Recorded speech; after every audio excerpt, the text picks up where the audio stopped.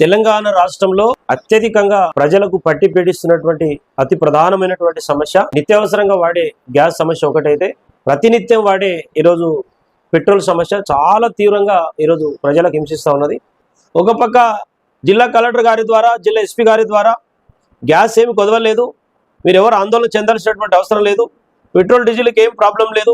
ఈ సోషల్ మీడియాలో కానీ, వేదిక కానీ, లేకపోతే ప్రింటెడ్ ఎలక్ట్రానిక్ మీడియాలో చాలా బ్రహ్మాండంగా చూస్తున్నాం. కానీ వాస్తవ పరిస్థితులకు భిన్నంగా ఉంది. తర్వాత ఈ గ్యాస్ సంబంధించి ఈరోజు వారు బుక్ చేసుకున్న తర్వాత మరి వాళ్ళకు ఏజెన్సీ వాళ్ళు కరెక్ట్ రెస్పాండ్ కావడం లేదు. మరి చాలామంది గ్యాస్ లేక ఏం చేయాలని అర్థం కానటువంటి పరిస్థితిలో ఈరోజు పేద ప్రజలు బాధపడబట్టింది. కాబట్టి రాష్ట్ర ప్రభుత్వము దీనిపైన ప్రత్యేకమైనటువంటి శ్రద్ధ చూపించాలి. కాబట్టి ఎప్పటికప్పుడు దేనికోసమైతే ప్రజలు ఇబ్బంది పడతారో, దేని విషయంలో అయితే ప్రధానంగా మార్కెట్లలో ప్రజలలో చర్చ జరుగుతుందో దాని మీద అసెంబ్లీలో క్యాబినెట్లో చర్చ జరగాలి. దాని మీద పరిష్కరించే మార్గం ప్రభుత్వం చూపించాలి. రాష్ట్ర ముఖ్యమంత్రి గారు ఏకంగా దీనిపైన మరి సమాధానం పేద ప్రజలకు ఇవ్వాల్సినటువంటి అవసరం ఉంది.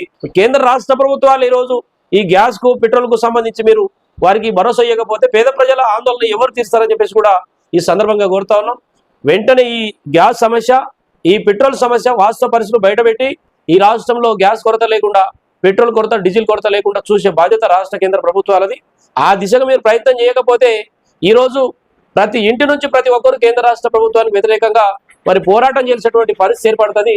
ఆ దిశగా అవకాశం ఏదని కేంద్ర రాష్ట్ర ప్రభుత్వాలకు సూచనప్రాయంగా తెలియజేస్తూ, మీరు నిమ్మకు నీరు ఎత్తినట్టుగా మాత్రం మీరు ప్రయత్నం చేస్తే ఈ గ్యాస్, ఈ డీజిల్, పెట్రోల్కు సంబంధించిన సమస్యనే కేంద్ర రాష్ట్ర ప్రభుత్వాలను ఈ రాష్ట్రంలో, ఈ దేశంలో వారి ప్రభుత్వాలను కూల్చే ప్రయత్నం ప్రజలు చేస్తారు. ఆ విషయం దృష్టిలో పెట్టుకుని నడవాలని కూడా ఈ సందర్భంగా నేను తెలియజేస్తా ఉన్నాను.